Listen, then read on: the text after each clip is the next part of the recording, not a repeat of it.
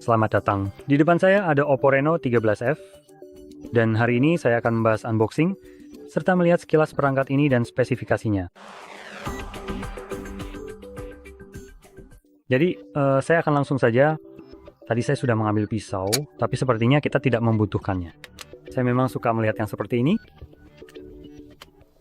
Dan ternyata ini benar-benar berfungsi seperti yang diharapkan, yang cukup mengejutkan. Jadi di sini kita mendapatkan ponselnya, atau bukan ponsel tapi dokumen-dokumennya. Jadi ada panduan memulai cepat, alat pencabut SIM, dan ya itu saja. Selanjutnya ponselnya. Nyalakan. Lalu kita mendapatkan kabelnya. Ini adalah kabel tipe A ke tipe C, dan itu saja sudah.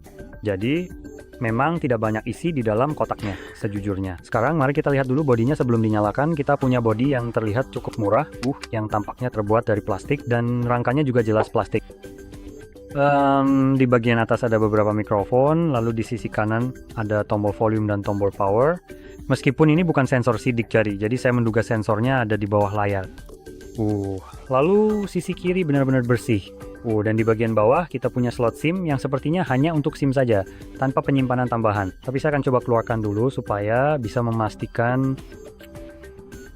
Ternyata saya salah.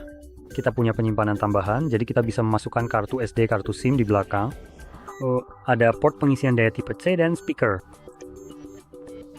Sekarang di bagian belakang kita punya setup kamera ganda. Sebenarnya tidak. Sepertinya ini setup 3 kamera, dan mari kita mulai membahas spesifikasinya secara detail. Jadi mari kita mulai dari layarnya. Layar di sini berukuran 67 inci dengan resolusi 1080 kali 2400. Tampaknya layarnya AMOLED, sungguh mengejutkan. Kecepatan penyegaran 120 Hz. Cukup bagus, dan kecerahan puncaknya sekitar 2100 nits.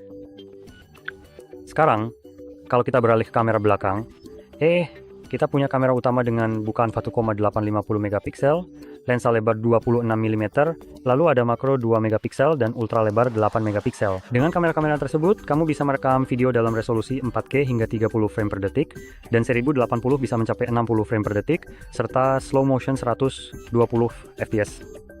Lalu di bagian depan, kita punya sensor yang luar biasa besar, 32 megapiksel, dan itu hanya mendukung perekaman 1080 30 frame per detik. Sekarang lanjut ke bagian internal. Kita punya. Kalau aku bisa benar-benar menemukannya di daftar ini, mohon bersabar. Jadi kita punya Snapdragon 6 Gen 1 yang agak aneh, mengingat perangkat ini baru saja dirilis tepatnya pada tanggal 4 Januari 2025, dan hanya menggunakan Snapdragon 6 Gen 1. Prosesornya sudah cukup ketinggalan zaman, atau setidaknya menurut pendapat saya pribadi sudah ketinggalan zaman. Mungkin saya salah sebenarnya, tapi bagaimanapun juga, ini juga termasuk prosesor Snapdragon kelas bawah, jadi tidak akan secepat beberapa perangkat lain di pasaran.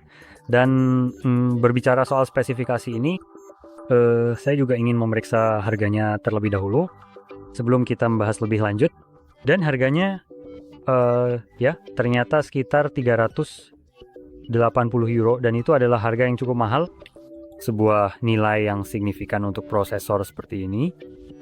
Saya benar-benar ingin memastikan bahwa ini benar-benar akurat, karena jika memang begitu, maka Oppo benar-benar harus berhenti melakukan hal yang tidak masuk akal sama sekali.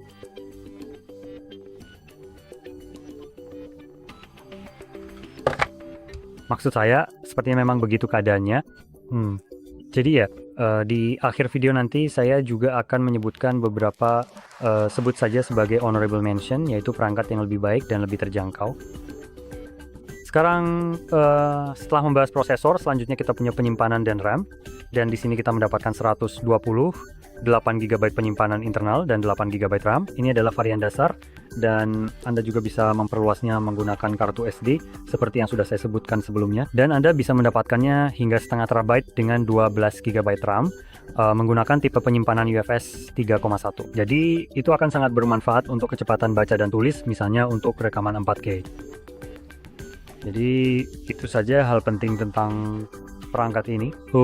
Sekarang Untuk sekitar 380 euro, saya ingin meluangkan waktu itu hanya untuk memastikan bahwa itu benar.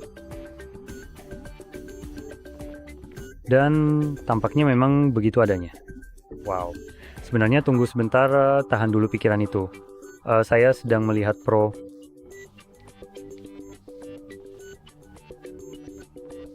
Oke. Jadi versi F sebenarnya harganya sedikit kurang dari 300. Coba saya lihat 3/6 dari sekitar 350.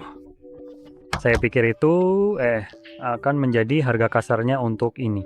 Saya mengonversinya dari harga di negara saya, yaitu Polandia, dan harga tersebut sudah termasuk semua pajak yang berlaku. Jadi jika Anda membelinya di AS misalnya, jelas harganya akan tampak lebih rendah dari 350 karena belum termasuk pajak. Sekarang, seperti yang sudah saya sebutkan sebelumnya, saya memang punya alternatif yang lebih baik untuk perangkat ini, yaitu Nothing Phone, CM Phone 1 atau Nothing CM Phone 1, yang merupakan sebuah perangkat yang sangat terjangkau, harganya sekitar 200, 230, dan itu akan hadir dengan prosesor yang lebih baik, juga refresh rate 120 Hz, layar AMOLED dan segala fitur lainnya, dengan spesifikasi yang serupa dalam hal penyimpanan dan RAM, juga bisa diperluas dan semua hal itu, jadi Anda mendapatkan perangkat yang sangat sebanding dalam hal apa yang ditawarkan. Kekurangan dan kelebihannya, karena itu bisa tergantung dari sudut pandang Anda, adalah kualitas bodinya sedikit lebih murah, tapi bodi yang lebih murah ini memang didesain seperti itu agar Anda bisa misalnya membuka sekrup bagian belakang dan benar-benar melepas cangkang belakangnya, lalu menggantinya dengan yang lain jika rusak, atau bahkan hanya untuk mempercantik dengan warna yang berbeda, yang menurut saya cukup keren, hal yang dilakukan oleh Nothing. Jadi seperti yang saya katakan, itu mungkin bisa menjadi alternatif yang lebih baik dibandingkan perangkat ini. Nah, dengan itu semua, semoga video ini dapat bermanfaat untuk Anda, dan jika Anda merasa terbantu, jangan lupa tekan like, subscribe, dan terima kasih sudah menonton.